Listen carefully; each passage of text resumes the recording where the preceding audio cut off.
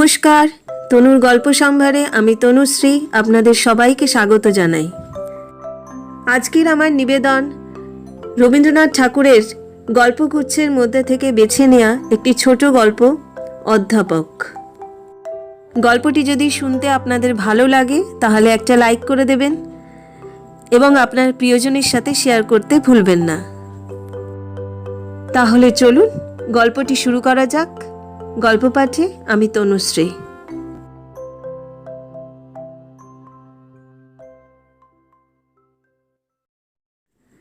কলেজে আমার সহপাঠী সম্প্রদায়ের মধ্যে আমার একটু বিশেষ প্রতিপত্তি ছিল। সকলেই আমাকে সকল বিষয়েই সমজদার বলিয়া মনে করিত। ইহার প্রধান কারণ, ভুল হউক আর ঠিক হউক, সকল বিষয়েই আমার একটা মতামত ছিল। অধিকাংশ লোকেই হাঁ এবং না জোর করিয়া বলিতে পারে না, আমি সেটা খুব বলিতাম।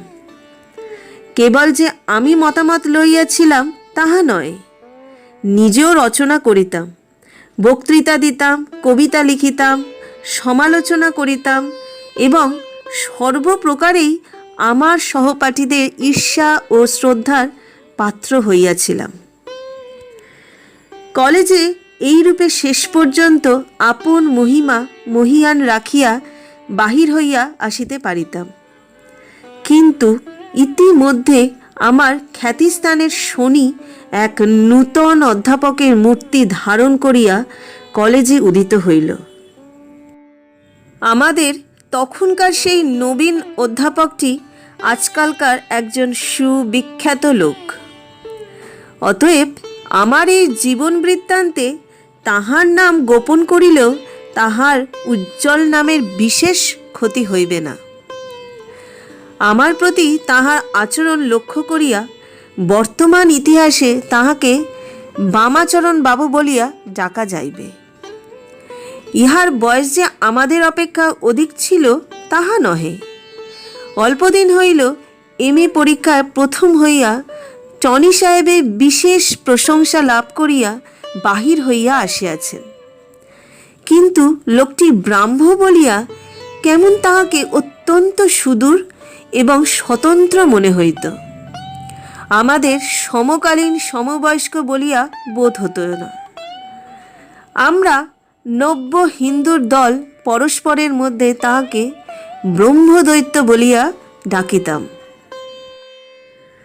আমাদের একটি তর্ক সভা ছিল। আমি সে সভার বিক্রমাদিত্য এবং আমি সে সভার নবরত্ন ছিলাম। আমরা 36 জন সভ্য ছিলাম। তন্মধ্যে 35 জনকে গণনা হইতে বাদ দিলে কোনো ক্ষতি হইত না এবং অবশিষ্ট একজনের যোগ্যতা সম্বন্ধে আমার যেরূপ ধারণা, উক্ত 35 জনেরও সেইরূপ ধারণা ছিল। এই সভার বার্ষিক অধিবেশন উপলক্ষে আমি কার্লাইলের সমালোচনা করিয়া এক ওজস্বী প্রবন্ধ রচনা করিয়াছিলাম। মনে দৃঢ় বিশ্বাস ছিল তাহার অসাধারণত্বে শ্রোতা মাত্রেই চমৎকৃত হইবে। চমৎকৃত হইবার কথা ছিল, কারণ আমার প্রবন্ধে কার্লাইলকে আদ্যপান্ত নিন্দা করিয়াছিলাম। সে অধিবেশনের সভাপতি ছিলেন বামাচরণ বাবু। প্রবন্ধ পাঠ শেষ হইলে আমার সহাধ্যায়ী ভক্তগণ আমার মতের অসম সাহসিকতা ও ইংরেজি ভাষার বিশুদ্ধ তেজস্বিতায় বিমুগ্ধ ও নিরুত্তর হইয়া বসিয়া রহিল। কাহারও কিছু বক্তব্য নাই শুনিয়া বামাচরণবাবু উঠিয়া শান্ত গম্ভীর স্বরে সংক্ষেপে বুঝাইয়া দিলেন যে আমেরিকার সুলেখক সুবিখ্যাত লাউয়েল সাহেবের প্রবন্ধ হইতে আমার প্রবন্ধটির যে অংশ চুরি সে অংশ অতি চমৎকার এবং যে অংশ আমার সম্পূর্ণ নিজের সেটুকু পরিত্যাগ করিলেই ভালো হইত। যদি তিনি বলিতেন লাউয়েলের সহিত নবীন প্রবন্ধ লেখকের মতের এমনকি ভাষারও আশ্চর্য অবিকল ঐক্য দেখা যাইতেছে, তাহা হইলে তাহার কথাটা সত্য হইত, অথচ অপ্রিয় হইত না। এই ঘটনার পর সহপাঠী মহলে আমার প্রতি যে অখণ্ড বিশ্বাস ছিল, তাহাতে একটি বিদারণ রেখা পড়িল। কেবল আমার চিরানুরুক্ত ভক্তাগ্রগণ্য অমূল্য চরণের হৃদয় লেশ মাত্র বিকার জন্মিল না। সে আমাকে বারংবার বলিতে লাগিল, তোমার বিদ্যাপতি নাটকখানা ব্রহ্মদৈত্যকে শুনাইয়া দাও, দেখি সে সম্বন্ধে নিন্দুক কি বলিতে পারে। রাজা শিবসিংহের মহিষী লক্ষ্মীমা দেবীকে কবি বিদ্যাপতি ভালোবাসিতেন এবং তাহাকে না দেখিলে তিনি কবিতা রচনা করিতে পারিতেন না। এই মর্ম অবলম্বন করিয়া আমি একখানি পরম শোকাবহ উচ্চ শ্রেণীর পদ্য নাটক রচনা করিয়াছিলাম। আমার শ্রোতৃবর্গের মধ্যে যাহারা পুরাতত্ত্বের মর্যাদা লঙ্ঘন করিতে চাহেন না, তাহারা বলিতেন, ইতিহাসে এরূপ ঘটনা ঘটে নাই। আমি বলিতাম, সে ইতিহাসের দুর্ভাগ্য, ঘটিলে ইতিহাস ঢের বেশি সরস ও সত্য হইত। নাটকখানি যে উচ্চ শ্রেণীর সে কথা আমি পূর্বেই বলিয়াছি। অমূল্য বলিত সর্বোচ্চ শ্রেণীর। আমি আপনাকে যতটা মনে করিতাম, সে আবার আমাকে তাহার চেয়েও বেশি মনে করিত। অতএব আমার যে কি এক বিরাট রূপ তাহার চিত্তে প্রতিফলিত ছিল, আমিও তাহার ইয়ত্তা করিতে পারিতাম না। নাটকখানি বামাচরণ বাবুকে শুনাইয়া দিবার পরামর্শ আমার কাছে মন্দ লাগিল না, কারণ সে নাটকে নিন্দাযোগ্য ছিদ্র লেশ মাত্র ছিল না, এরূপ আমার সুদৃঢ় বিশ্বাস। অতএব আর একদিন তর্কসভার বিশেষ অধিবেশন আহুত হল। ছাত্রবৃন্দের সমক্ষে আমি আমার নাটকখানি পাঠ করিলাম এবং বামাচরণবাবু তাহার সমালোচনা করিলেন। সেই সমালোচনাটি বিস্তারিত আকারে লিপিবদ্ধ করিবার প্রবৃত্তি আমার নাই। সংক্ষেপত সমালোচনাটি আমার অনুকূল হয় নাই। বামাচরণবাবুর মতে নাটকগত পাত্রগণের চরিত্র ও মনোভাব সকল নির্দিষ্ট বিশেষত্ব প্রাপ্ত হয় নাই। বড় বড় সাধারণ ভাবের কথা আছে, কিন্তু তাহা বাষ্পবৎ অনিশ্চিত। লেখকের অন্তরের মধ্যে আকার ও জীবন প্রাপ্ত হইয়া তাহা সৃজিত হইয়া উঠে নাই। বৃশ্চিকের পুচ্ছদেশেই হুল থাকে। বামাচরণবাবুর সমালোচনার উপসংহারেই তীব্রতম বিষ সঞ্চিত ছিল। আসন গ্রহণ করিবার পূর্বে তিনি বলিলেন, আমার এই নাটকের অনেকগুলি দৃশ্য এবং মূল ভাবটি গেটে রচিত টাসো নাটকের অনুকরণ, এমনকি অনেক স্থলে অনুবাদ। এ কথার সদুত্তর ছিল, আমি বলিতে পারিতাম হইউক অনুকরণ, কিন্তু সেটা নিন্দার বিষয় নহে। সাহিত্যরাজ্যে চুরিবিদ্যা বড় বিদ্যা, এমনকি ধরা পড়িলেও। সাহিত্যের বড় বড় মহাজনগণ এই কাজ করিয়া আসিয়াছেন, এমনকি শেক্সপিয়ারও বাদ যান না। সাহিত্যে যাহার অরিজিনালিটি অত্যন্ত অধিক, সেই চুরি করিতে সাহস করে, কারণ সে পরের জিনিসকে সম্পূর্ণ আপনার করিতে পারে। ভালো ভালো এইরূপ আরও অনেক কথা ছিল, কিন্তু সেদিন বলা হয় নাই। বিনয় তাহার কারণ নহে, আসল কথা সেদিন একটি কথাও মনে পড়ে নাই। প্রায় 5-7 দিন পরে একে একে উত্তরগুলি দৈবাগত ব্রহ্মাস্ত্রের ন্যায় আমার মনে উদয় হইতে লাগিল। কিন্তু শত্রুপক্ষ সম্মুখে উপস্থিত না থাকাতে সে অস্ত্রগুলি আমাকেই বিদিহা মারিল। ভাবিতাম এই কথাগুলো অন্তত আমার ক্লাসের ছাত্রদিগকে শুনাইয়া দিব, কিন্তু উত্তরগুলি আমার সহাধ্যায়ী গর্ধবদিগের বুদ্ধির পক্ষে কিছু অতিমাত্র সূক্ষ্ম ছিল। তাহার জানিত চুরি মাত্রেই চুরি, আমার চুরি এবং অন্যের চুরিতে যে কতটা প্রভেদ আছে তাহা বুঝিবার সামর্থ্য যদি তাহাদের থাকিত, তবে আমার সহিত তাহাদের বিশেষ প্রভেদ থাকিত না। বিএ পরীক্ষা দিলাম। পরীক্ষায় উত্তীর্ণ হইতে পারিব তাহাতেও আমার সন্দেহ ছিল না, কিন্তু মনে আনন্দ রহিল না। বামাচরণের সেই গুটিকত কথার আঘাতে আমার সমস্ত খ্যাতি ও আশার অভ্রভেদী মন্দির ভগ্নস্তূপ হইয়া পড়িল। কেবল আমার প্রতি অবোধ অমূল্যের শ্রদ্ধা কিছুতেই হ্রাস হইল না। প্রভাতে যখন যশঃসূর্য আমার সম্মুখে উদিত ছিল, তখনও সেই শ্রদ্ধা অতি দীর্ঘ ছায়ার ন্যায় আমার পদতললগ্ন হইয়াছিল।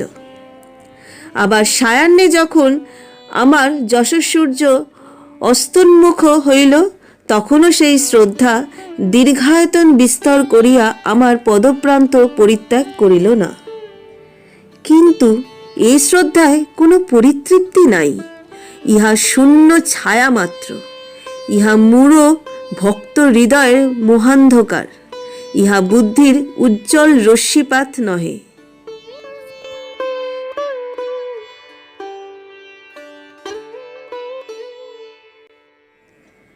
বাবা বিবাহ দিবার জন্য আমাকে দেশ হইতে ডাকিয়া পাঠাইলেন। আমি কিছুদিন সময় লইলাম। বামাচরণবাবুর সমালোচনায় আমার নিজের মধ্যে একটা আত্মবিরোধ, নিজের প্রতি নিজের একটা বিদ্রোহ ভাব জন্মিয়াছিল। আমার সমালোচক অংশ আমার লেখক অংশকে গোপনে আঘাত দিতেছিল। আমার এই লেখক অংশ বলিতেছিল, আমি ইহার প্রতিশোধ লইব, আবার একবার লিখিব এবং তখন দেখিব আমি বড় না আমার সমালোচক বড়।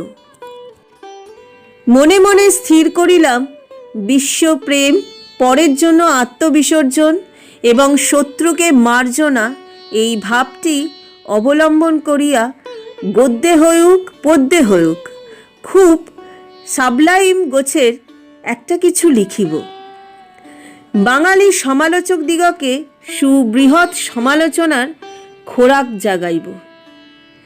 স্থির করিলাম, একটি সুন্দর নির্জন স্থানে বসিয়া আমার জীবনের এই সর্বপ্রধান কীর্তিটি সৃষ্টিকার্য সমাধা করিব।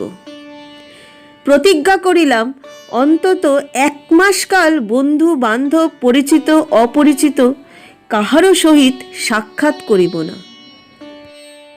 অমূল্যকে ডাকিয়া আমার প্ল্যান বলিলাম।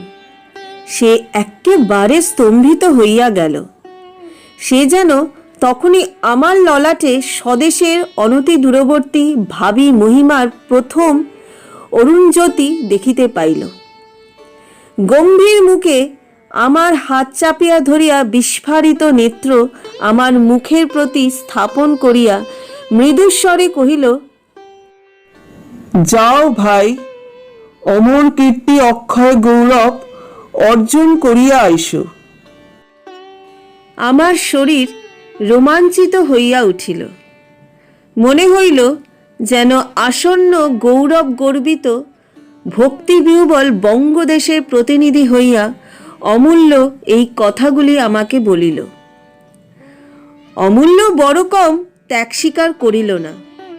সে স্বদেশের হিতের জন্য সুদীর্ঘ 1 মাস কাল আমার সঙ্গ প্রত্যাশা সম্পূর্ণরূপে বিসর্জন করিল।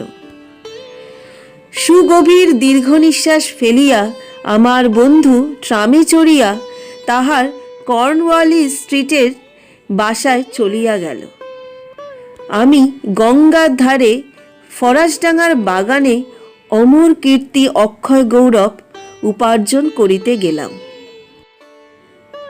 গঙ্গার ধারে নির্জন ঘরে চিত হইয়া শুইয়া বিশ্বজনীন প্রেমের কথা ভাবিতে ভাবিতে মধ্যাহ্নে প্রগাঢ় নিদ্রাবেশ হইত। একেবারে অপরাহ্নে 5টার সময় জাগিয়া উঠিতাম। তাহার পর শরীর মন কিছু অবসাদগ্রস্ত হইয়া থাকিত। কোনো মতে চিত্ত বিনোদন ও সময় যাপনের জন্য বাগানের পশ্চাদিকে রাজপথের ধারে একটা ছোট কাষ্ঠাসনে বসিয়া চুপচাপ করিয়া গরুর গাড়ি ও লোক চলাচল দেখিতাম। নিতান্ত অসহ্য হইলে স্টেশনে গিয়া বসিতাম। টেলিগ্রাফের কাঁটা কট কট শব্দ করিত। টিকিটের ঘণ্টা বাজিত। লোক সমাগম হইত। রক্তচক্ষু সহস্রপথ লৌহ সরীসৃপ ফুসিত ফুসিতে আসিত, উৎকট চিৎকার করিয়া চলিয়া যাইত। লোকজনের হুড়াহুড়ি পড়িত। কিয়ৎক্ষণের জন্য কৌতুক বোধ করিতাম। বাড়ি ফিরিয়া আহার করিয়া সঙ্গী অভাবে সকাল সকাল শুইয়া পড়িতাম এবং প্রাতঃকালে সকাল সকাল উঠিবার কিছুমাত্র প্রয়োজন না থাকাতে বেলা 8-9টা পর্যন্ত বিছানায় যাপন করিতাম। শরীর মাটি হইল। বিশ্বপ্রেমেরও কোনো অন্ধিসন্ধি খুঁজিয়া পাইলাম না। কোনো কালে একা থাকা অভ্যাস না থাকাতে সঙ্গীহীন গঙ্গাতীর শূন্য শ্মশানের মতো বোধ হইতে লাগিল। অমূল্যটাও এমনই গর্ধব যে একদিনের জন্য সে আপন প্রতিজ্ঞা ভঙ্গ করিল না। ইতিপূর্বে কলিকাতায় বসিয়া ভাবিতাম বিপুল ছায়া বটবৃক্ষের তলে পা ছড়াইয়া বসিব। পদপ্রান্তে কলনাদিনী স্রোতস্বিনী আপন মনে বহিয়া চলিবে। মাঝখানে স্বপ্নাবিষ্ট কবি এবং চারিদিকে তাহার ভাবরাজ্যে এবং বহিঃপ্রকৃতি কাননে পুষ্প, শাখায় বিহঙ্গ, আকাশে তারা, মনের মধ্যে বিশ্বজনীন প্রেম এবং লেখনী মুখে অশ্রান্ত অজস্র ভাবস্রোত বিচিত্র ছন্দে প্রবাহিত। কিন্তু কোথায় প্রকৃতি এবং কোথায় প্রকৃতির কবি? কোথায় বিশ্ব আর কোথায় বিশ্বপ্রেমিক? একদিনের জন্য বাগানে বাহির হয় নাই। কাননের ফুল কাননে ফুটিত, আকাশের তারা আকাশে উঠিত, বটবৃক্ষের ছায়া বটবৃক্ষের তলে পড়িত। আমিও ঘরের ছেলে ঘরে পড়িয়া থাকিতাম। আত্মমাহাত্ম্য কিছুতেই প্রমাণ করিতে না পারিয়া বামাচরণের প্রতি আক্রোশ বাড়িয়া উঠিতে লাগিল। সে সময়টাতে বাল্যবিবাহ লইয়া বাংলার শিক্ষিত সমাজে একটা বাকযুদ্ধ বাঁধিয়াছিল। বামাচরণ বাল্যবিবাহের বিরুদ্ধ পক্ষে ছিলেন এবং পরস্পর শোনা গিয়েছিল যে তিনি একটি যুবতী কুমারীর প্রণয় পাশে আবদ্ধ এবং অচিরে পরিণয় পাশে বদ্ধ হইবার প্রত্যাশায় আছেন। বিষয়টা আমার কাছে অত্যন্ত কৌতুকাবহ ঠেকিয়াছিল এবং বিশ্বপ্রেমের মহাকাব্য ধরা দিল না। তাই বসিয়া বসিয়া বামাচরণকে নায়কের আদর্শ করিয়া কদম্বগুলি মজুমদার নামক একটি কাল্পনিক যুবতীকে নায়িকা খাড়া করিয়া সুতীব্র এক প্রহসন লিখিলাম। লেখনী এই অমর কীর্তিটি প্রসব করিবার পর আমি কলকাতা যাত্রার উদ্যোগ করিতে লাগিলাম। এমন সময় যাত্রায় ব্যাঘাত পড়িল।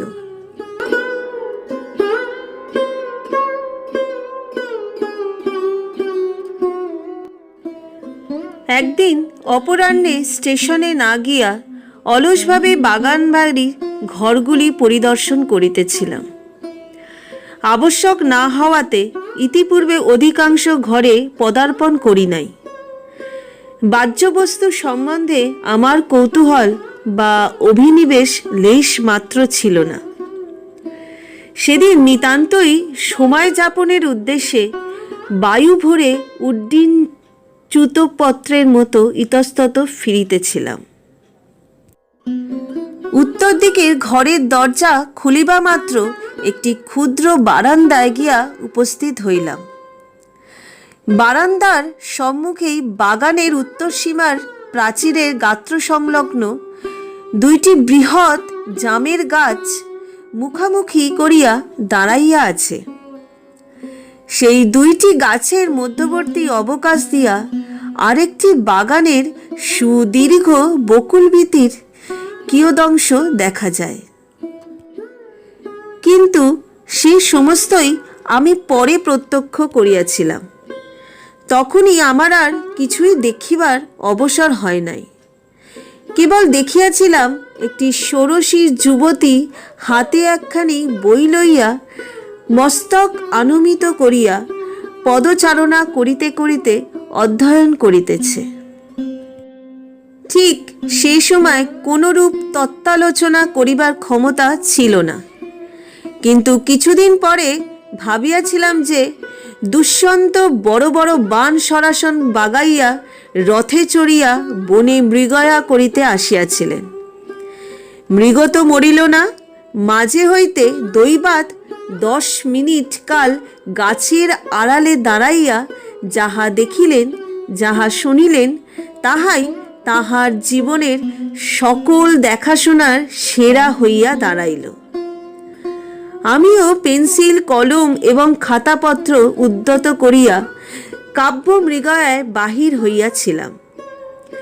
বিশ্বপ্রেম বেচারা তো পলাইয়া রক্ষা পাইল, আর আমি দুইটি জাম গাছের আড়াল হইতে যাহা দেখিবার তাহা দেখাইয়া লইলাম। মানুষের একটা জীবনে এমন দুইবার দেখা যায় না। পৃথিবীতে অনেক জিনিসই দেখি নাই, জাহাজে উঠি নাই, বেলুনে চড়ি নাই, কয়লার খনির মধ্যে নামি নাই। কিন্তু আমার নিজের মানসী আদর্শের সম্বন্ধে আমি যে সম্পূর্ণ ভ্রান্ত এবং অজ্ঞ ছিলাম, তাহা এই উত্তর দিকের বারান্দায় আসিবার পূর্বে সন্দেহ মাত্র করি নাই। বয়স 21 প্রায় উত্তীর্ণ হয়।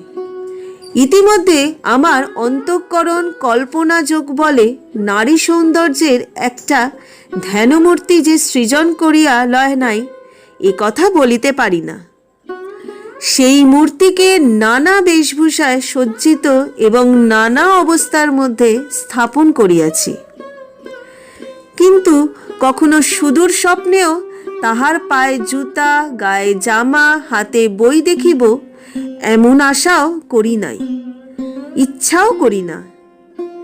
কিন্তু আমার লক্ষ্মী ফাল্গুন শেষের অপরাহ্নে প্রবীণ তরুশ্রেণীর আকম্পিত ঘন পল্লববিতানে দীর্ঘ নিপতিত ছায়া এবং আলোক রেখাঙ্কিত পুষ্প বনপথে জুতা পায়ে দিয়া, জামা গায়ে দিয়া, বই হাতে করিয়া দুইটি জাম গাছের আড়ালে অকস্মাৎ দেখা দিলেন। আমিও কোনো কথাটি কহিলাম না। 2 মিনিটের বেশি আর দেখা গেল না। নানা ছিদ্র দিয়া দেখিবার নানা চেষ্টা করিয়াছিলাম, কিন্তু কোনো ফল পাই নাই। সেই দিন প্রথম সন্ধ্যার প্রাক্কালে বটবৃক্ষতলে প্রসারিত চরণে বসিলাম।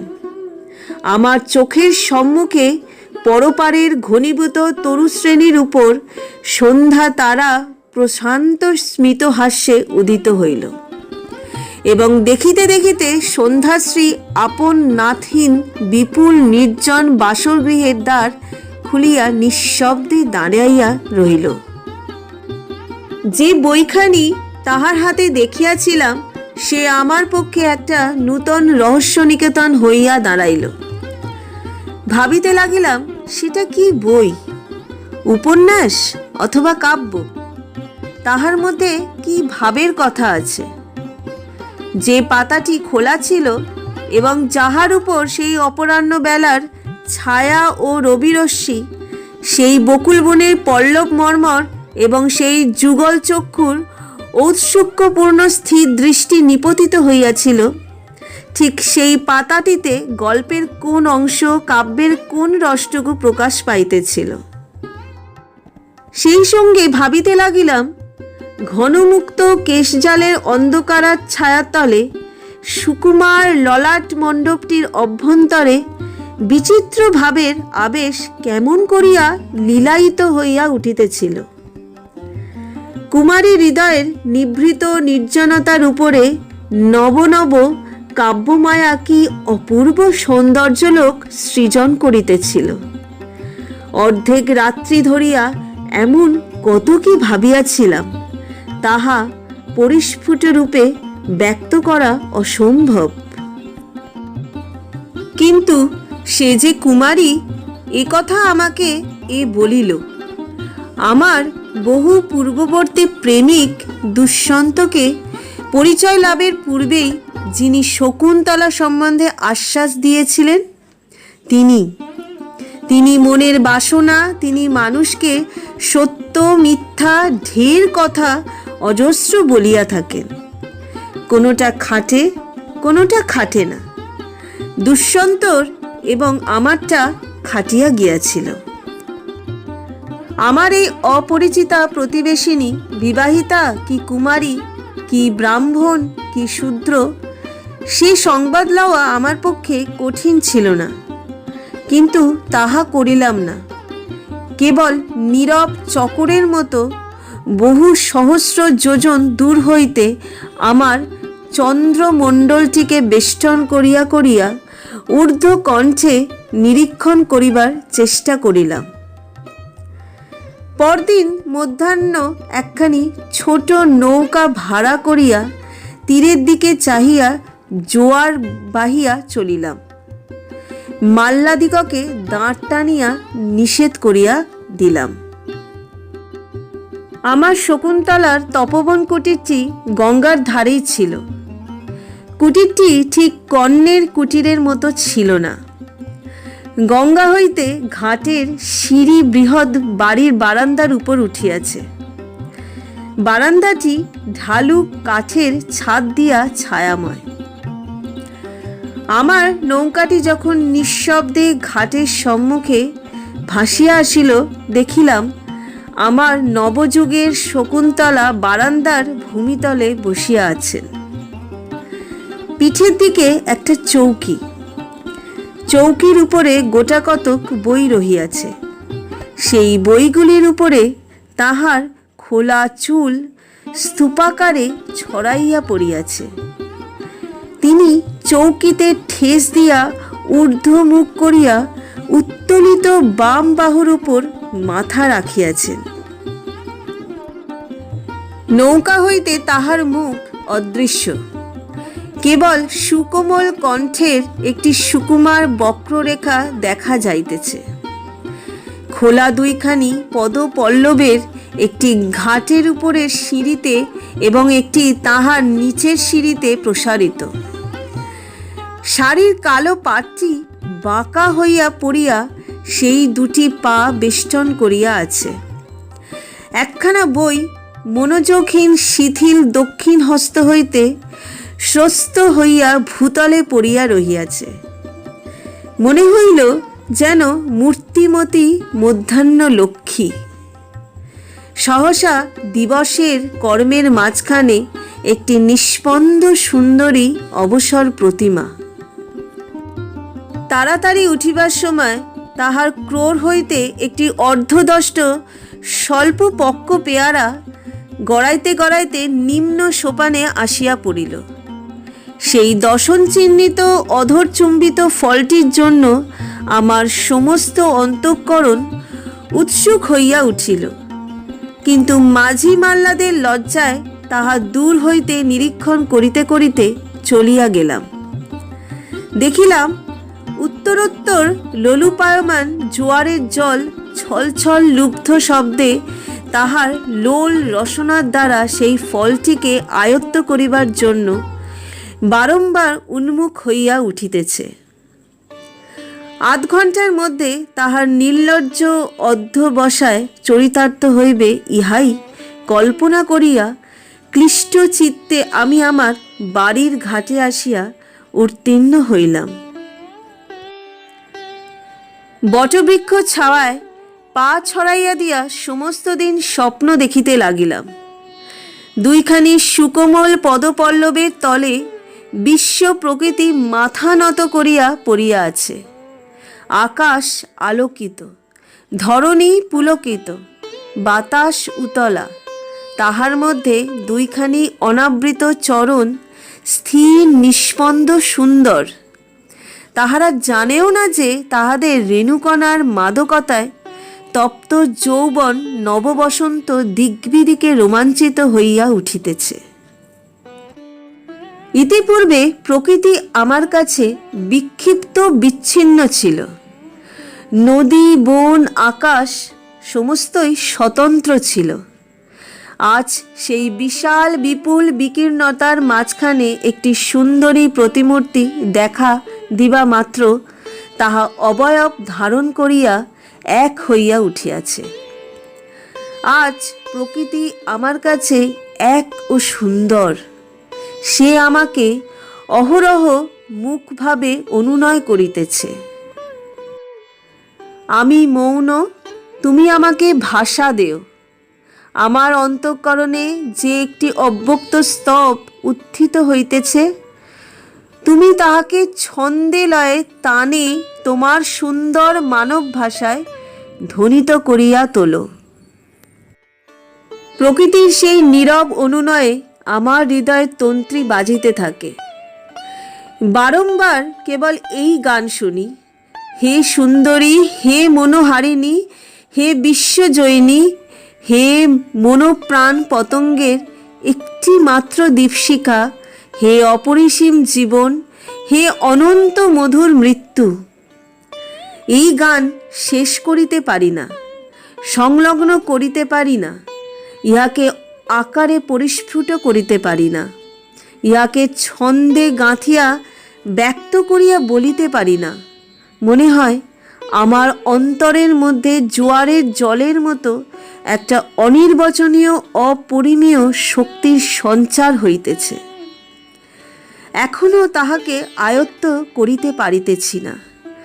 যখন পারিব তখন আমার কণ্ঠ অকস্মাৎ দিব্য সঙ্গীতে ধ্বনিত, আমার ললাট অলৌকিক আভায় আলোকিত হইয়া উঠিবে।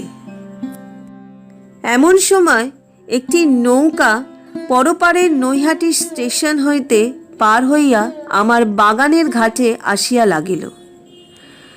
দুই স্কন্ধের ওপর কোঁচানো চাদর ঝুলাইয়া ছাতাটি কক্ষে লইয়া হাস্যমুখে অমূল্য নামিয়া পড়িল। অকস্মাৎ বন্ধুকে দেখিয়া আমার মনে যেরূপ ভাবোদয় হইল, আশা করি শত্রুর প্রতিও কাহারও যেন সেইরূপ না ঘটে। বেলা প্রায় 2টার সময় আমাকে সেই বটের ছায়ায় নিতান্ত ক্ষিপ্তের মতো বসিয়া থাকিতে দেখিয়া অমূল্যের মনে ভারী একটা আশার সঞ্চার হইল। পাছে বঙ্গদেশের ভবিষ্যৎ সর্বশ্রেষ্ঠ কাব্যের কোনো একটা অংশ তাহার পদশব্দে সচকিত হইয়া বন্য রাজহংসের মতো একেবারে জলের মধ্যে গিয়া পড়ে, সেই ভয় সে সসংকোচে মৃদু মন্দ গমনে আসিতে লাগিল। দেখিয়া আমার আরও রাগ হইল। কিঞ্চিত অধীর হইয়া কহিলাম, কি হে অমূল্য, ব্যাপারখানা কি? তোমার পায়ে কাঁটা ফুটিল নাকি? অমূল্য ভাবিল আমি খুব একটা মজার কথা বলিলাম। হাসিতে হাসিতে কাছে আসিয়া তরুতল কোঁচা দিয়া বিশেষ রূপে ঝাড়াইয়া লইল। পকেট হইতে একটি রুমাল লইয়া ভাঁজ খুলিয়া বিছাইয়া তাহার উপরে সাবধানে বসিল এবং কহিল, যে প্রহসনটা লিখিয়া পাঠাইয়াছ সেটা পড়িয়া হাসিয়া বাঁচি না। বলিয়া তাহার স্থানে স্থানে আবৃত্তি করিতে করিতে হাস্যোচ্ছ্বাসে তাহার নিঃশ্বাস রোধ হইবার উপক্রম হইল। আমার এমনই মনে হইল যে কলমে সেই প্রহসনটা লিখিয়াছিলাম সেটা যে গাছের কাষ্ঠদণ্ডে নির্মিত, সেটাকে শিকড় শুদ্ধ উৎপাটন করিয়া মস্ত একটা আগুনে প্রহসনটাকে ছাই করিয়া ফেলিলেও আমার খেদ মিটিবে না। অমূল্য সসংকোচে জিজ্ঞাসা করিল, তোমার সে কাব্যের কত দূর? শুনিয়া আরও আমার গা জ্বলিতে লাগিল। মনে মনে কহিলাম, যেমন আমার কাব্য তেমনি তোমার বুদ্ধি। মুখে কহিলাম, সেসব পরে হইবে ভাই, আমাকে অনর্থক ব্যস্ত করিয়া তুলিও না। অমূল্য লোকটা কৌতূহলী, চারিদিক পর্যবেক্ষণ না করিয়া সে থাকিতে পারে না। তাহার ভয়ে আমি উত্তরের দরজাটা বন্ধ করিয়া দিলাম। সে আমাকে জিজ্ঞাসা করিল, ওদিকে কি আছে হে? আমি বলিলাম, কিছু না। এত বড় মিথ্যা কথাটা আমার জীবনে আর কখনো বলি নাই। 2টা দিন আমাকে নানা প্রকারে বিদ্ধ করিয়া দগ্ধ করিয়া তৃতীয় দিনের সন্ধ্যার ট্রেনে অমূল্য চলিয়া গেল। এই 2টা দিন আমি বাগানের উত্তরের দিকে যাই নাই, সেদিকে নেত্রপাত মাত্র করি নাই। কৃপণ যেমন তাহার রত্নভাণ্ডারটি লুকাইয়া বেড়ায়, আমি তেমনি করিয়া আমার উত্তরের সীমানার বাগানটি সামলাইয়া বেড়াইতেছিলাম। অমূল্য চলিয়া যাইবা মাত্র একেবারে ছুটিয়া দ্বার খুলিয়া দোতলার ঘরের উত্তরের বারান্দায় বাহির হইয়া পড়িলাম। উপরের উন্মুক্ত আকাশে প্রথম কৃষ্ণপক্ষের অপর্যাপ্ত জ্যোৎস্না, নিম্নে শাখাজাল নিবদ্ধ তরু শ্রেণীতলে খণ্ড কিরণ খচিত একটি গভীর নিভৃত প্রদোষান্ধকার, মর্মরিত ঘন পল্লবের দীর্ঘ নিঃশ্বাসে তরুতল বিচ্যুত বকুল ফুলের নিবিড় সৌরভে এবং সন্ধ্যারণ্যের স্তম্ভিত সংযত নিস্তব্ধতায় তাহার রোমে রোমে পরিপূর্ণ হইয়াছিল। তাহারই মাঝখানটিতে আমার কুমারী প্রতিবেশিনী তাহার শ্বেতশ্মশ্রু বৃদ্ধ পিতার দক্ষিণ হস্ত ধরিয়া ধীরে ধীরে পদচারণা করিতে করিতে কি কথা কহিতেছিল। বৃদ্ধ সস্নেহে অথচ শ্রদ্ধা ভরে ঈষৎ অবনমিত হইয়া নীরবে মনোযোগ সহকারে শুনিতেছিলেন। এই পবিত্র স্নিগ্ধ বিশ্রম্ভালাপে ব্যাঘাত করিবার কিছুই ছিল না। সন্ধ্যাকালে শান্ত নদীতে কচ্ছিৎ দাঁড়ের শব্দ সুদূরে বিলীন হইতেছিল এবং অবিরল তরুশাখার অসংখ্য নীড়ে 2টি একটি পাখি দৈবাৎ ক্ষৈনিক মৃদু কাকলিতে জাগিয়া উঠিতেছিল। আমার অন্তঃকরণ আনন্দে অথবা বেদনায় যেন বিদীর্ণ হইবে মনে হইল। আমার অস্তিত্ব যেন প্রসারিত হইয়া সেই ছায়ালোক বিচিত্র ধরণীতলের সহিত এক হইয়া গেল। আমি যেন আমার বক্ষস্থলের ওপর ধীর বিক্ষিপ্ত পদচারণা অনুভব করিতে লাগিলাম, যেন তরু পল্লবের সহিত সংলগ্ন হইয়া গিয়া আমার কানের কাছে মধুর মৃদু গুঞ্জন ধ্বনি শুনিতে পাইলাম। এই বিশাল মূঢ় প্রকৃতির অন্তর্বেদনা যেন আমার সর্বশরীরের অস্থিগুলির মধ্যে কুহরিত হইয়া উঠিল। আমি যেন বুঝিতে পারিলাম ধরণী পায়ের নিচে পড়িয়া থাকে, অথচ পা জড়াইয়া ধরিতে পারে না বলিয়া ভিতরে ভিতরে কেমন করিতে থাকে। নতশাখা বনস্পতিগুলি কথা শুনিতে পারে, অথচ কিছুই বুঝিতে পারে না বলিয়া সমস্ত শাখায় পল্লবে মিলিয়া কেমন ঊর্ধ্বশ্বাসে উন্মাদ কলশব্দে হাহাকার করিয়া উঠিতে চায়। আমিও আমার সর্বাঙ্গে সর্বান্তকরণে ওই পদবিক্ষেপ, ওই বিশ্রম্ভালাপ অব্যবহিতভাবে অনুভব করিতে লাগিলাম, কিন্তু কোনো মতেই ধরিতে পারিলাম না বলিয়া ঝুরিয়া ঝুরিয়া মরিতে লাগিলাম। পরদিনে আমি আর থাকিতে পারিলাম না। প্রাতঃকালে আমার প্রতিবেশীর সহিত সাক্ষাৎ করিতে গেলাম। ভবনাথ বাবু তখন বড় এক পেয়ালা চা পাশে রাখিয়া চোখে চশমা দিয়া নীল পেন্সিলে দাগ করা একখানা হ্যামিল্টনের পুরাতন পুঁথি মনোযোগ দিয়া পড়িতেছিলেন। আমি ঘরে প্রবেশ করিলে চশমার উপরিভাগ হইতে আমাকে কিয়ৎক্ষণ অন্যমনস্কভাবে দেখিলেন। বই হইতে মনটাকে এক মুহূর্তে প্রত্যাহরণ করিতে পারিলেন না। অবশেষে অকস্মাৎ সচকিত হইয়া ত্রস্তভাবে আতিথ্যের জন্য প্রস্তুত হইয়া উঠিলেন। আমি সংক্ষেপে আত্মপরিচয় দিলাম। তিনি এমনই শশব্যস্ত হইয়া উঠিলেন যে চশমার খাপ খুঁজিয়া পাইলেন না। খামোকা বলিলেন, আপনি চা খাইবেন? আমি যদিও চা খাই না, তথাপি বলিলাম, আপত্তি নাই। ভবনাথ বাবু ব্যস্ত হইয়া উঠিয়া কিরণ কিরণ বলিয়া ডাকিতে লাগিলেন। দ্বারের নিকট অত্যন্ত মধুর শব্দ শুনিলাম। কি বাবা?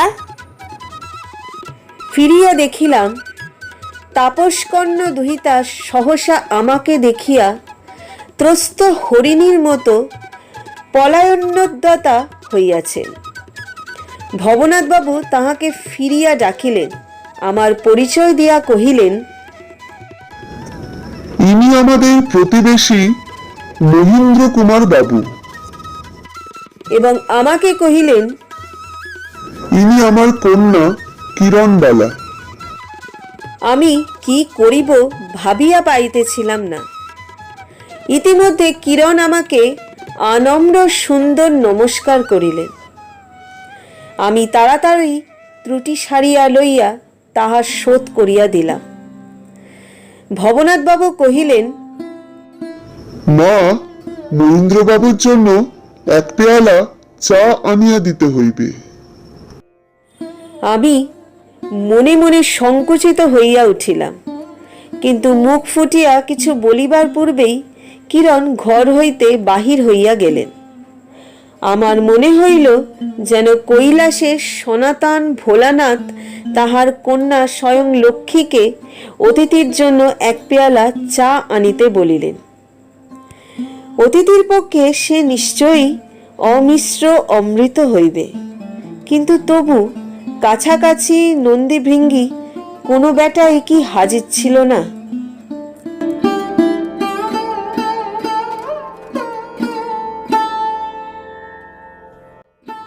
ভবনাথ বাবুর বাড়ি আমি এখন নিত্য অতিথি।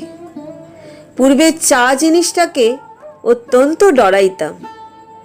এক্ষণে সকালে বিকালে চা খাইয়া খাইয়া আমার চায়ের নেশা ধরিয়া গেল। আমাদের বিয়ে পরীক্ষার জন্য জার্মান পণ্ডিত বিরচিত দর্শনশাস্ত্রের 90 ইতিহাস আমি সদ্য পাঠ করিয়া আসিয়াছিলাম। তদুপলক্ষে ভবনাথ বাবুর সহিত কেবল দর্শন আলোচনার জন্যই আসিতাম, এই প্রকার ভান করিলাম। তিনি হ্যামিল্টন প্রভৃতি কতকগুলি সেকাল প্রচলিত ভ্রান্ত পুঁথি লইয়া এখনো নিযুক্ত রহিয়াছেন। ইহাতে তাহাকে আমি কৃপাপাত্র মনে করিতাম এবং আমার নূতন বিদ্যা অত্যন্ত আড়ম্বরের সহিত জাহির করিতে ছাড়িতাম না। ভবনাথবাবু এমনই ভালো মানুষ, এমনই সকল বিষয়ে সসংকোচ যে আমার মতো অল্প বয়স্ক যুবকের মুখ হইতেও সকল কথা মানিয়া যাইতেন। তিলমাত্র প্রতিবাদ করিতে হইলে অস্থির হইয়া উঠিতেন। ভয় করিতেন পাছে আমি কিছুতে ক্ষুণ্ণ হই। কিরণ আমাদের এই সকল তত্ত্বালোচনার মাঝখান হইতেই কোনো ছুতায় উঠিয়া চলিয়া যাইত।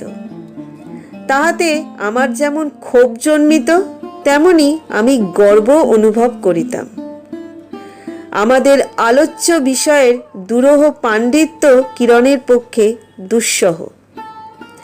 সে যখন মনে মনে আমার বিদ্যা পর্বতের পরিমাণ করিত, তখন তাহাকে কত উচ্চেই চাহিতে হইত।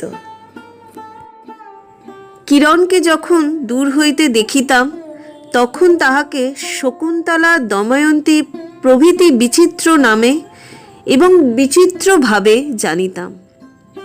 এখন ঘরের মধ্যে তাহাকে কিরণ বলিয়া জানিলাম। এখন আর সে জগতের বিচিত্র নায়িকার ছায়ারূপিণী নহে, এখন সে একমাত্র কিরণ। এখন সে শত শতাব্দীর কাব্যলোক হইতে অবতীর্ণ হইয়া অনন্তকালের যুবক চিত্তের স্বপ্ন স্বর্গ পরিহার করিয়া একটি নির্দিষ্ট বাঙালি ঘরের মধ্যে কুমারী কন্যারূপে বিরাজ করিতেছে। সে আমারই মাতৃভাষায় আমার সঙ্গে অত্যন্ত সাধারণ ঘরের কথা বলিয়া থাকে। সামান্য কথায় সরলভাবে হাসিয়া ওঠে। সে আমাদেরই ঘরের মেয়ের মতো। দুই হাতে দুটি সোনার বালা পরিয়া থাকে। গলার হারটি বেশি কিছু নয়, কিন্তু বড় সুমিষ্ট।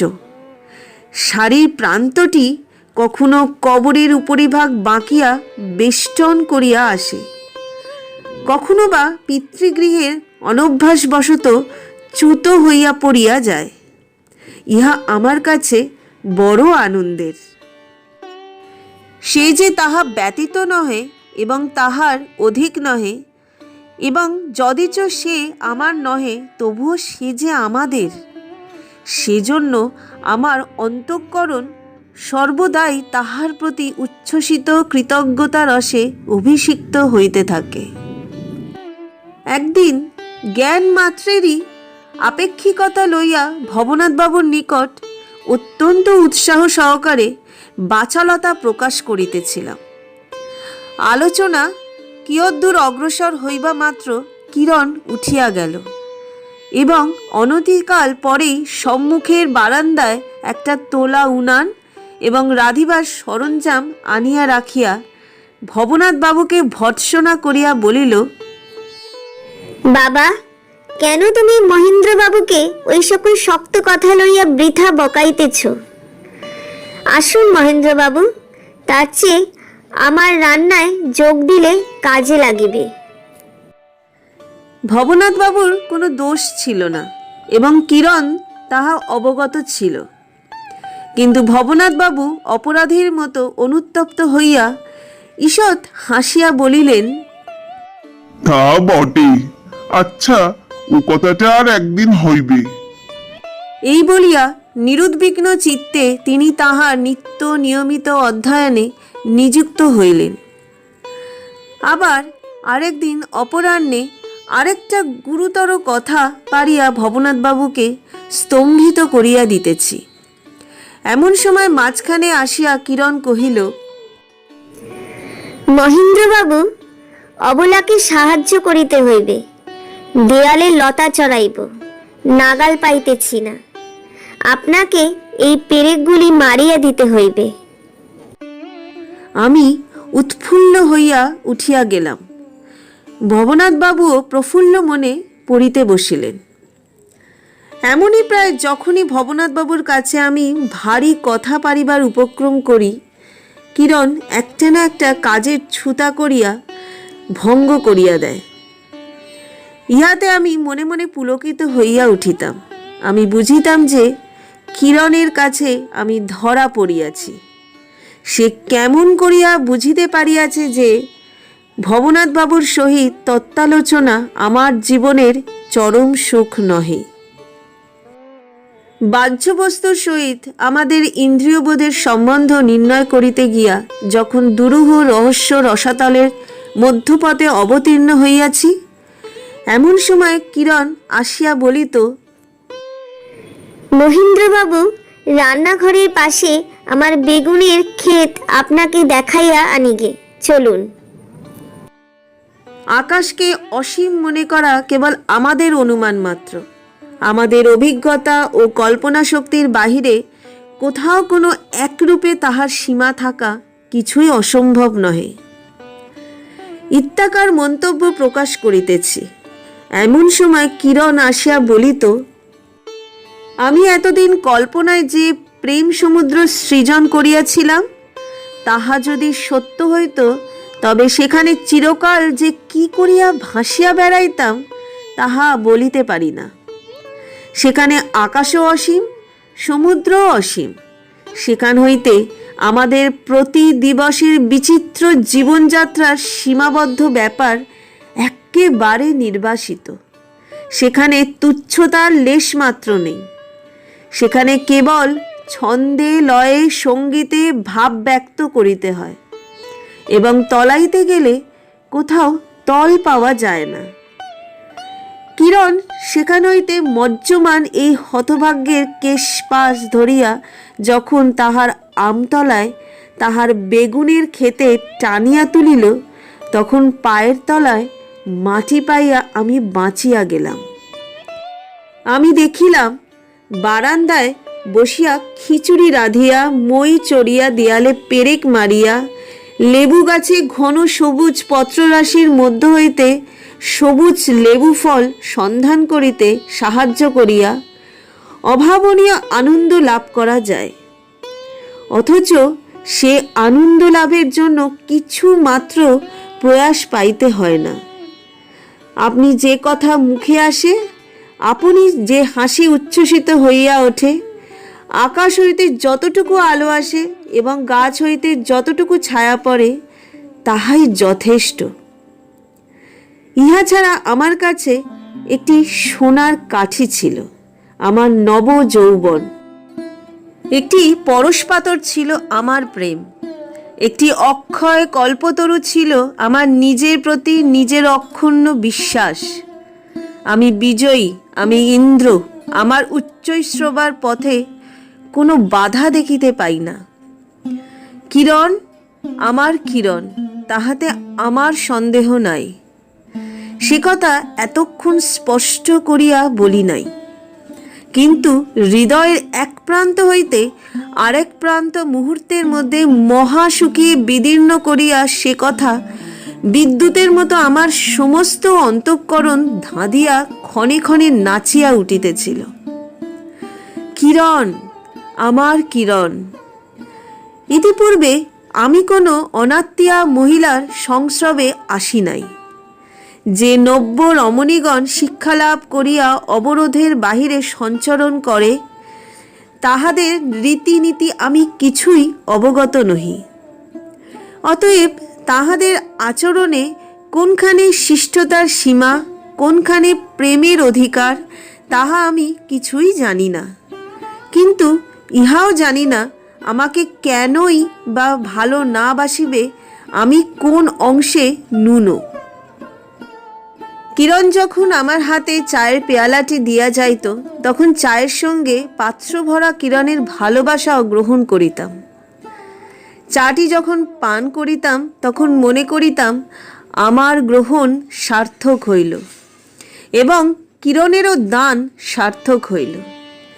কিরণ যদি সহজ সুরে বলিত, মহেন্দ্রবাবু কাল সকালে আসবেন তো, তাহার মধ্যে ছন্দে লয়ে বাজিয়া উঠিত, কি মোহিনী জানো বন্ধু, কি মোহিনী জানো, অবলার প্রাণ নিতে নাহি তোমা হেন। আমি অতি সহজ কথার উত্তর করিতাম, কাল 8টার মধ্যে আসব। তাহার মধ্যে কিরণ কি শুনিতে পাইত না? পুরাণ পুতুলি তুমি হিয়ে মণিহার, সরবশ ধন মোর সকল সংসার। আমার সমস্ত দিন এবং সমস্ত রাত্রি অমৃতে পূর্ণ হইয়া গেল। আমার সমস্ত চিন্তা এবং সমস্ত কল্পনা মুহূর্তে মুহূর্তে নূতন নূতন শাখা প্রশাখা বিস্তার করিয়া লতার ন্যায় কিরণকে আমার সহিত বেষ্টন করিয়া বাঁধিতে লাগিল।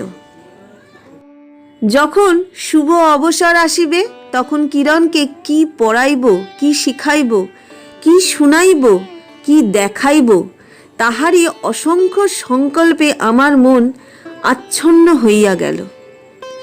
এমনকি স্থির করিলাম, জার্মান পণ্ডিত রচিত দর্শনশাস্ত্রের নব্য ইতিহাসেও যাহাতে তাহার চিত্তের ঔৎসুক্য জন্মে এমন শিক্ষা তাহাকে দিতে হইবে, নতুবা আমাকে সে সর্বতভাবে বুঝিতে পারিবে না। ইংরেজি কাব্য সাহিত্যের সৌন্দর্যলোকে আমি তাহাকে পথ দেখাইয়া লইয়া যাইব। আমি মনে মনে হাসিলাম, কহিলাম, কিরণ, তোমার আমতলা বেগুনের ক্ষেত আমার কাছে নূতন রাজ্য। আমি কোশ্মিনকালে স্বপ্নেও জানিতাম না যে সেখানে বেগুন এবং ঝরে পড়া কাঁচা আম ছাড়াও দুর্লভ অমৃত ফল এত সহজে পাওয়া যায়। কিন্তু যখন সময় আসিবে তখন আমিও তোমাকে এমন এক রাজ্যে লইয়া যাইব যেখানে বেগুন ফলে না, কিন্তু তথাপি বেগুনের অভাব মুহূর্তের জন্য অনুভব করিতে হয় না। সে জ্ঞানের রাজ্য, ভাবের স্বর্গ। সূর্যাস্তকালে দিগন্তবিলীন পাণ্ডুবর্ণ সন্ধ্যা তারা ঘনায়মান সায়াহ্নে ক্রমে যেমন পরিস্ফুট দীপ্তি লাভ করে, কিরণও তেমনি কিছুদিন ধরিয়া ভিতর হইতে আনন্দে, লাবণ্যে, নারীত্বের পূর্ণতায় যেন প্রস্ফুটিত হইয়া উঠিল। সে যেন তাহার গৃহের, তাহার সংসারের ঠিক মধ্য আকাশে অধিরোহণ করিয়া চারিদিকে আনন্দের মঙ্গল জ্যোতি বিকীর্ণ করিতে লাগিল। সেই জ্যোতিতে তাহার বৃদ্ধ পিতার শুভ্র কেশের ওপর পবিত্রতার উজ্জ্বল আভা পড়িল এবং সেই জ্যোতি আমার উদ্বেল হৃদয় সমুদ্রের প্রত্যেক তরঙ্গের উপর কিরণের মধুর নামের একটি করিয়া জ্যোতির্ময় স্বাক্ষর মুদ্রিত করিয়া দিল। এদিকে আমার ছুটি সংক্ষিপ্ত হইয়া আসিল। বিবাহ উদ্দেশ্যে বাড়ি আসিবার জন্য পিতার সস্নেহ অনুরোধ ক্রমে কঠিন আদেশে পরিণত হইবার উপক্রম হইল। এদিকে অমূল্যকেও আর ঠেকাইয়া রাখা যায় না। সে কোনদিন উন্মত্ত বন্য হস্তির ন্যায় আমার এই পদ্মবনের মাঝখানে ফস করিয়া তাহার বিপুল চরণ চতুষ্টয় নিক্ষেপ করিবে, এ উদ্বেগ উত্তরোত্তর প্রবল হইতে লাগিল। কেমন করিয়া অবিলম্বে অন্তরের আকাঙ্ক্ষাকে ব্যক্ত করিয়া আমার প্রণয়কে পরিণয়ে বিকশিত করিয়া তুলিব, তাহাই ভাবিতে লাগিলাম।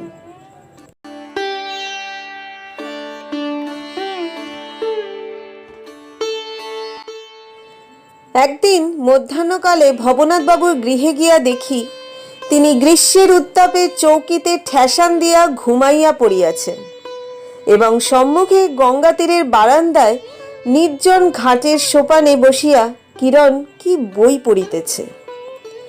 আমি নিঃশব্দ পদে পশ্চাতে গিয়া দেখি একখানি নূতন কাব্য সংগ্রহ, যে পাতাটি খোলা আছে তাহাতে শেলির একটি কবিতা উদ্ধৃত এবং তাহার পার্শ্বে লাল কালিতে একটি পরিষ্কার লাইন টানা। সেই কবিতাটি পাঠ করিয়া কিরণ ঈষৎ একটি দীর্ঘ নিঃশ্বাস ত্যাগ করিয়া স্বপ্ন ভারাকুল নয়নে আকাশের দূরতম প্রান্তের দিকে চাহিল।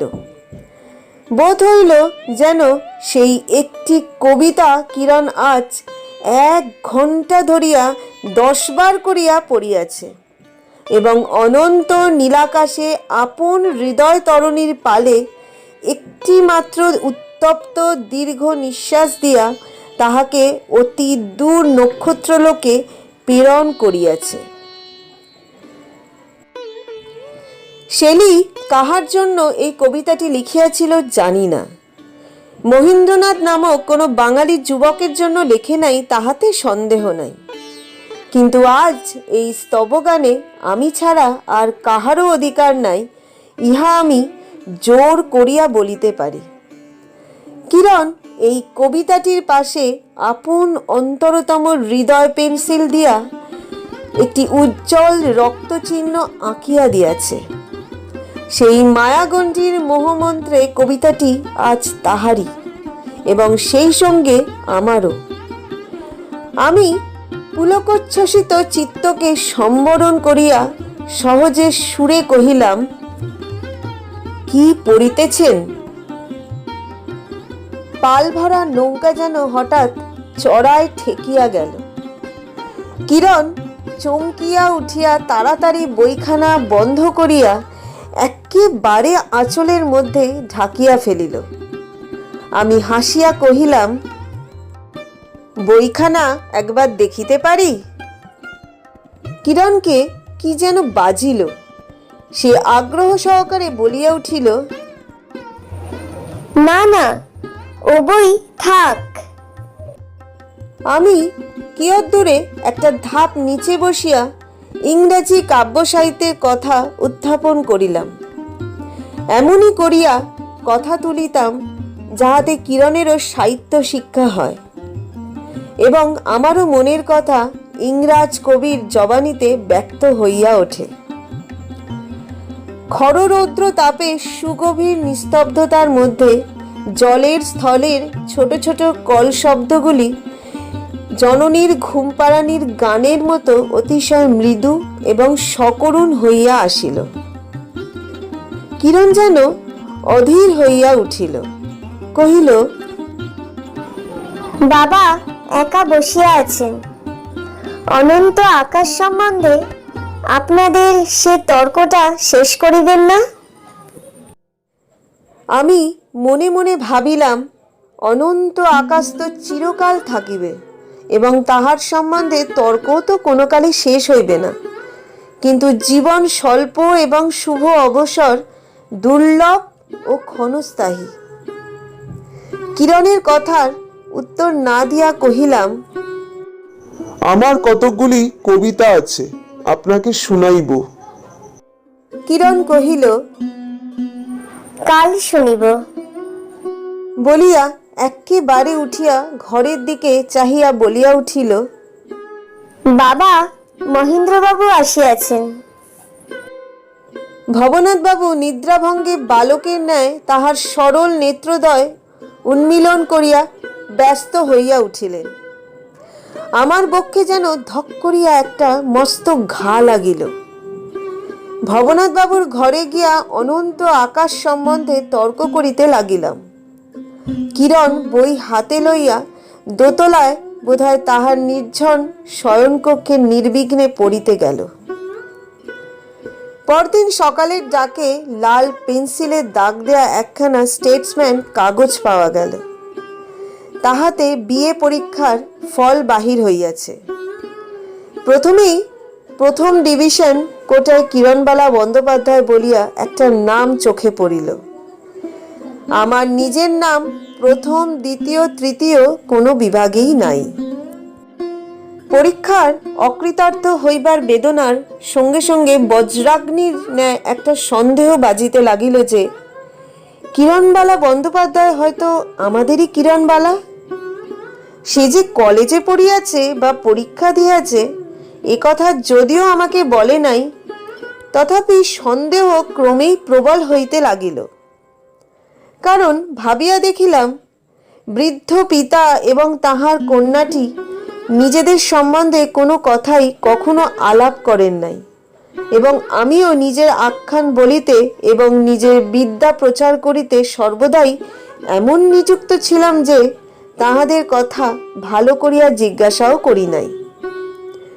জার্মান পণ্ডিত রচিত আমার নূতন পড়া দর্শনের ইতিহাস সম্বন্ধীয় তর্কগুলি আমার মনে পড়িতে লাগিল এবং মনে পড়িল আমি একদিন কিরণকে বলিয়াছিলাম, আপনাকে যদি আমি কিছুদিন গুটিকতক বই পড়াইবার সুযোগ পাই, তাহা হইলে ইংরাজি কাব্য সাহিত্য সম্বন্ধে আপনার একটা পরিষ্কার ধারণা জন্মাইতে পারে।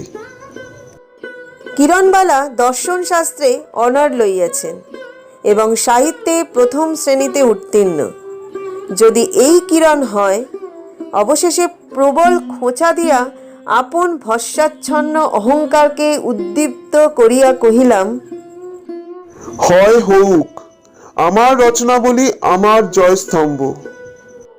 বলিয়া খাতা হাতে সবলে পা ফেলিয়া মাথা পূর্বাপেক্ষা উচ্চে তুলিয়া ভবনাথবাবুর বাগানে গিয়া উপস্থিত হইলাম। তখন তাহার ঘরে কেহ ছিল না। আমি একবার ভালো করিয়া বৃদ্ধের পুস্তকগুলি নিরীক্ষণ করিতে লাগিলাম। দেখিলাম এক কোণে আমার সেই নব্য জার্মান পণ্ডিত রচিত দর্শনের ইতিহাসখানি অনাদারে পড়িয়া রহিয়াছে। খুলিয়া দেখিলাম ভবনাথবাবুর স্বহস্ত লিখিত নোটে তাহার মার্জিন পরিপূর্ণ। বৃদ্ধ নিজে তাহার কন্যাকে শিক্ষা দিয়াছেন, আমার আর সন্দেহ রহিল না।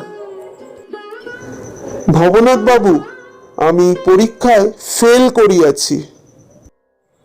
যে সকল বড় বড় লোক বিদ্যালয়ের পরীক্ষায় ফেল করিয়া জীবনের পরীক্ষায় প্রথম শ্রেণীতে উত্তীর্ণ হয়, আমি যেন আজ তাহাদেরই মধ্যে গণ্য হইলাম।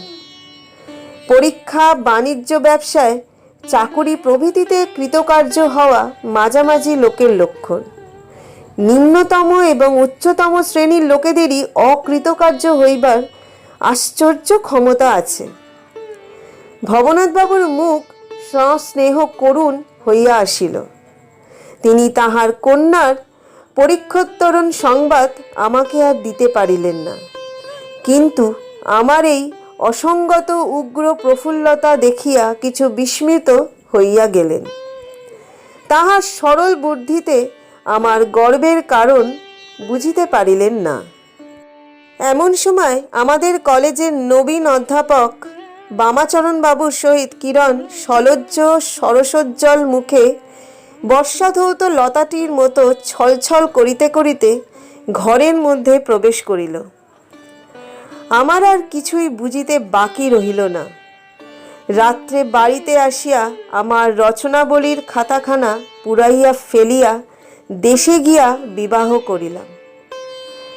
গঙ্গার ধারে যে বৃহৎ কাব্য লিখিবার কথা ছিল তাহা লেখা হইল না, কিন্তু জীবনের মধ্যে তাহা লাভ করিলাম।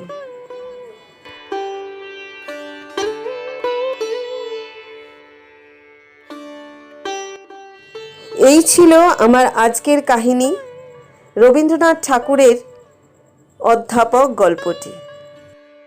যদি ভালো লাগে তাহলে একটা লাইক এবং আপনার প্রিয়জনের সাথে শেয়ার করে দিতে ভুলবেন না।